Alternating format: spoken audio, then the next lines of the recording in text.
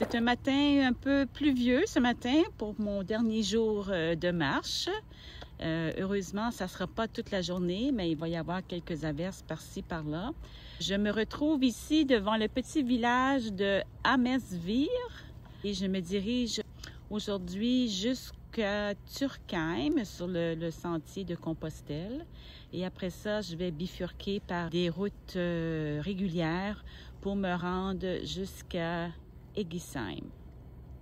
Alors, c'est mon plan pour aujourd'hui. Ça fait drôle, c'est la dernière journée de marche, ça fait quand même un bon bout de temps. Je suis partie de la maison le 15 août.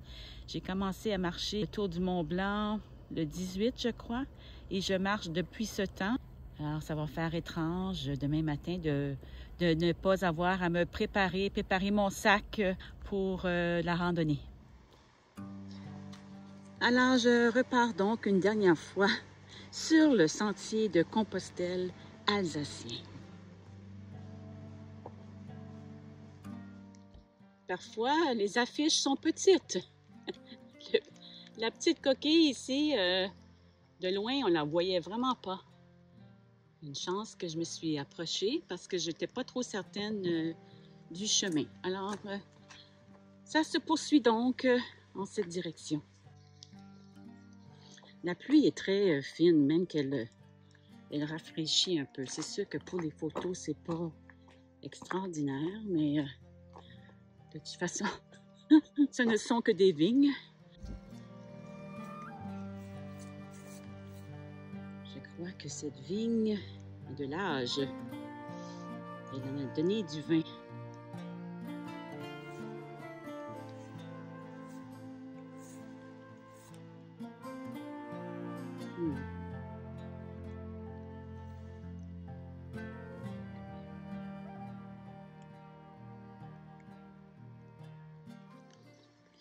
Comme je suis seule, il m'arrive de me parler à moi-même, très souvent, comme maintenant. Lorsque je me dis « Allez, Ginette, ça te tente pas d'avancer un peu, à t'arrêter comme ça à chaque vigne, à prendre des photos, même dans la pluie, tu vas pas avancer très vite. Si tu veux arriver ce soir à Eggisheim, il faut avancer. » Et là, je vous montrerai pas mon accoutrement parce que j'ai mis mon chapeau pour éviter que les quelques gouttes de pluie tombent dans mes lunettes. Et en plus, j'ai mon imperméable. Alors, j'ai l'air d'une habitante.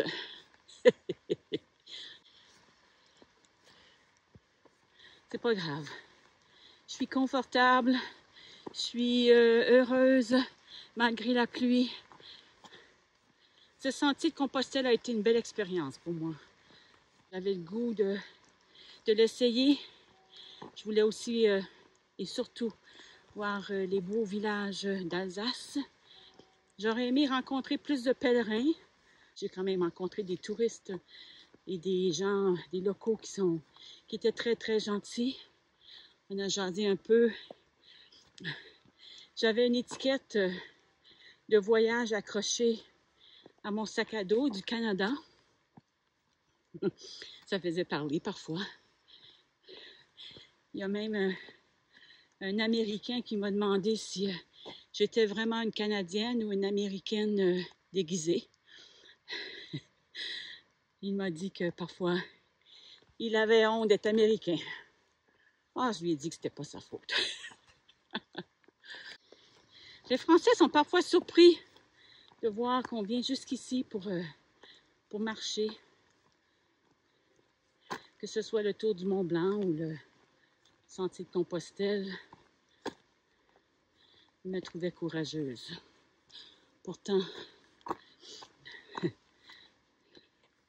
je n'ai fait que profiter de la vie, prendre mon temps, profiter du moment présent. Ouais, pas mal contente. Et aussi fière de moi, c'est sûr. Un rêve qui s'est réalisé finalement. plusieurs rêves qui se sont réalisés. Et il y en a encore un à venir. Ça, je vous en parlerai plus tard. Bon, assez parlé, j'y vais.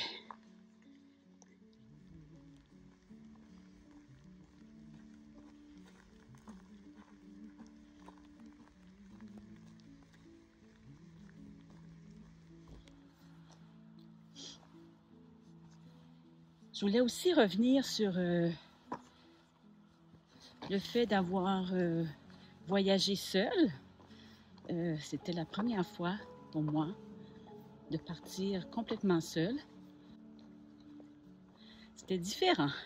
Quand on est à deux ou à plusieurs, on a la chance de partager ce qu'on vit dans la journée, au quotidien. C'est agréable aussi dans les restaurants d'avoir quelqu'un avec qui jaser, converser. Ça, c'était pas évident, j'avoue, de manger seul dans un restaurant. C'est pas la partie que j'ai préférée.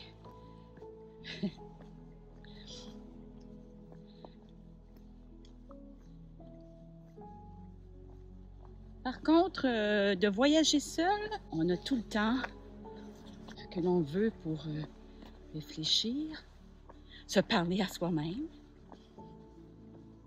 On fait nos propres choix. On arrête, on repart quand on veut, on visite les choses que l'on préfère. Je sais pas. Je sais pas ce que j'ai préféré. Voyager seul ou...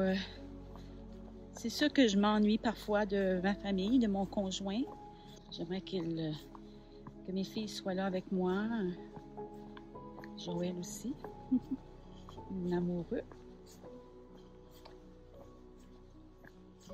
J'ai surtout hâte de les revoir. Mais je suis quand même contente d'avoir vécu cette expérience aussi de voyager seule. Ouais. Est-ce que je le referais? Je sais pas. Peut-être. Pas tout de suite.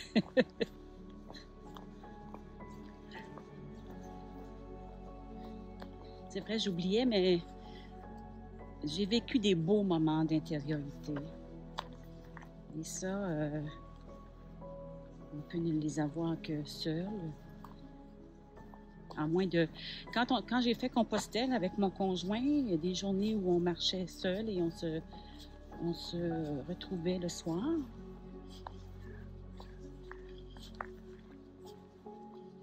Ça aussi, c'est un bon compromis. C'est sûr que ma décision de partir seule au départ était pour le Mont Blanc parce que je voulais pas avoir à suivre un groupe guidé. Je voulais vraiment prendre mon temps. Je pense que j'en ai déjà parlé. Parce que je ne suis pas très rapide. J'aime m'arrêter souvent, prendre des photos. La portion Compostelle, ça aurait été agréable avec quelqu'un d'autre. Mon conjoint a moins le goût de voyager qu'avant. On a fait beaucoup de voyages ensemble et je respecte ça. Il a la piqûre du golf. Tant mieux. Il s'amuse. Il en profite lui aussi de son côté parce que je ne suis pas là. Et dans un mois à peu près, je vais aussi accompagner une de mes filles en voyage en Hollande. Alors, j'essaie toutes sortes de choses. J'en profite pendant que je suis en forme. Oh, regardez ça. Un beau poirier miniature. Ça fait différent des vignes.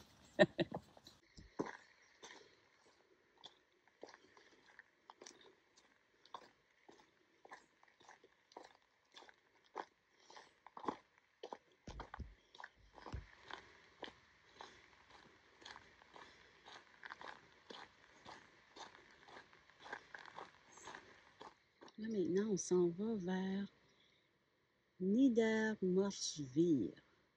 Niedermorschwihr. Vire. C'est pas évident à prononcer. J'ai appris entre autres que le SH, en tout cas du moins en Alsace, les villages avec un SH qui finissent en EIM, on ne prononce pas le H. Donc ce n'est pas Molsheim, mais plutôt Molsheim. Le W, bien sûr, se prononce comme un V. Mais je dois sûrement massacrer les noms, même si j'essaie du mieux possible de bien les prononcer. D'ailleurs, le sentier de Compostelle alsacien part de Wissembourg, qui s'écrit avec un W, et va jusqu'à, si je ne me trompe pas, la ville de Belfort. Et après ça, si vous voulez vous rendre jusqu'à Saint-Jacques-de-Compostelle, il faut se joindre à d'autres sentiers. Moi, je suis partie de Strasbourg, je vous le rappelle, et je vais jusqu'à Turckheim. C'est environ, au total, je crois, 110 km sur le sentier. Oh, quelle belle surprise!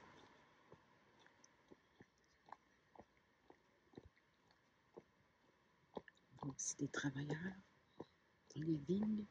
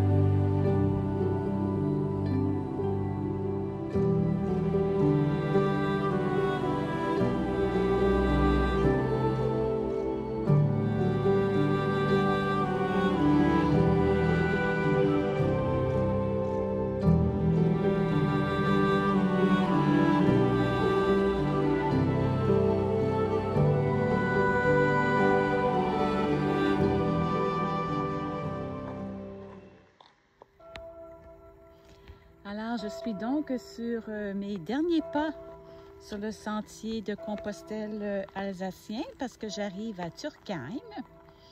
Je vais en profiter pour faire une pause dîner, peut-être prendre un bon café.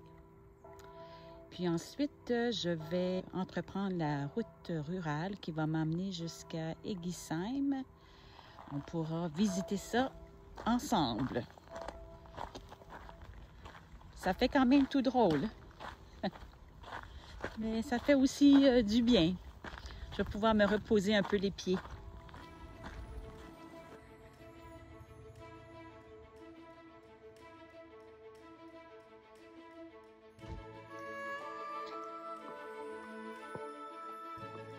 Et que c'est beau l'Alsace.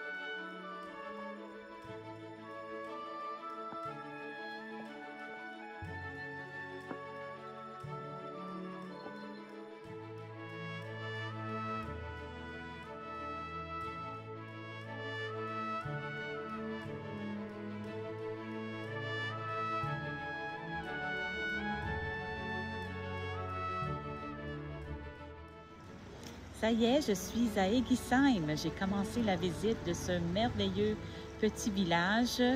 Vous allez le constater en images.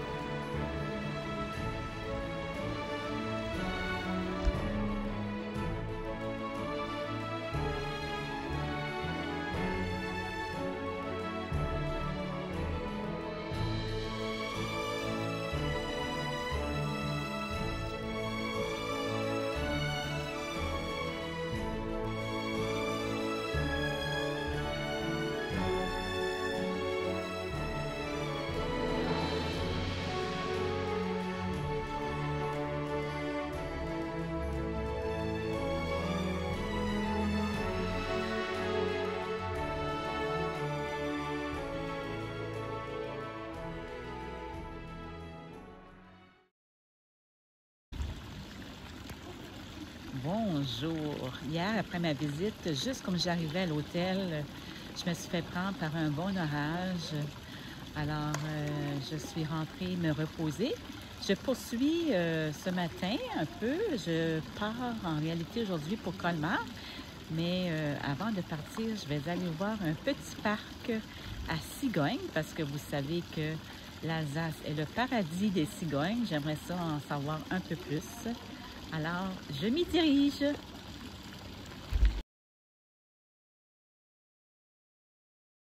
Sur le village actuel, cet été, là, on a recensé 21 nids à plusieurs gens dans le village. Et on a eu 49 petits cigogneaux. Oh, cute. Voilà. Et puis la plupart, sont partis au mi-août, quoi. Voilà, parce que c'est un peu l'heure de départ. Donc on gère un petit peu tout ça. Quand il y a des problèmes, c'est un petit peu nous qui on se débrouille. Alors, il y a une équipe qui les nourrissent. Hein, donc, et puis, voilà, on entretient le parc. Alors la cigogne, c'est la cigogne blanche, ce qu'on appelle la cigogne blanche, Ciconia ciconia. Donc c'est un animal qui est carnivore. Ah oui, ça se nourrit de sauterelles, de petits souriceaux, de tout ça, de vers de terre. Alors quand elle est sur ses pattes, elle fait à peu près 1,20 m de haut. Quand elle est en vol, déployée, ça fait 1,60 m en moyenne. Hein. Donc, durée de vie, 25-30 ans, quand il n'y a pas d'accident. Le poids entre 3 et 5 kg. La cigogne aussi, elle fait en moyenne une couvée par an. Voilà. Alors l'œuf de cigogne, ben voilà, c'est ça à peu près. Voilà. C'est un peu plus grand qu'un œuf de poule. Okay. C'est un peu comme un œuf de canne. Quoi. Okay. Voilà. Et elle reste en couple tout le temps? Normalement, oui. Comme nous. Normalement.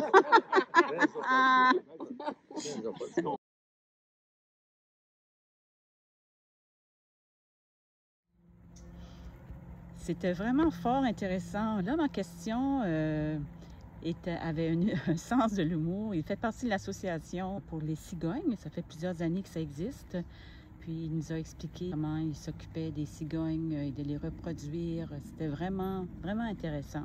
Et là, je vais retourner à l'église parce qu'il paraîtrait qu'il y a un nid en haut du clocher et juste au-dessus de la porte.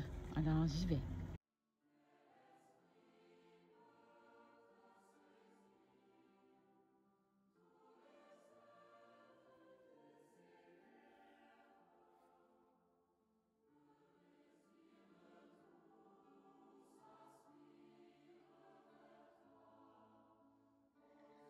Parfois, on peut percevoir des signes. Cette église, je ne l'aurais pas vue si je n'étais pas allée à la présentation sur les cigognes.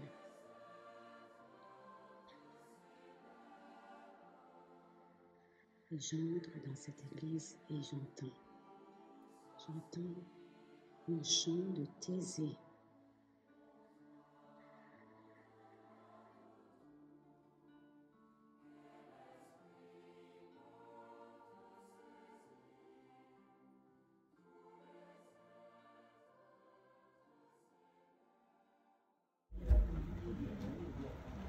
Egisheim. Je suis vraiment tombée sous le charme de ce village alsacien. Tout était parfait. L'Office du tourisme a travaillé vraiment fort pour poser des affiches pour expliquer chaque lieu. Les gens étaient gentils. J'ai vraiment beaucoup aimé. C'était vraiment un bel endroit pour terminer mon sentier de Compostelle. C'est venu clôturer un peu tout ce parcours. À visiter tous ces villages l'un après l'autre. J'avais peur qu'ils viennent à tous ressembler, mais non. Ils ont tous leur charme. Particulièrement celui-ci, Egisheim. Ça aurait été mon coup de cœur. Je repars le cœur tout léger. Chose certaine, j'aurais pris une tonne de photos et de vidéos. Je vais avoir de la difficulté à faire le tri. Mais j'aurais certainement vraiment du plaisir à les regarder et à me remémorer tout ce que j'aurais vu dans les derniers jours. Ça aurait été un séjour en Alsace tout en couleurs.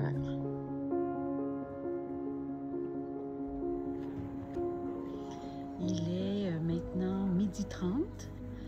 Je vais essayer de me trouver un petit coin tranquille pour prendre une petite bouchée et ensuite me diriger vers mon autobus qui va me conduire à Colmar.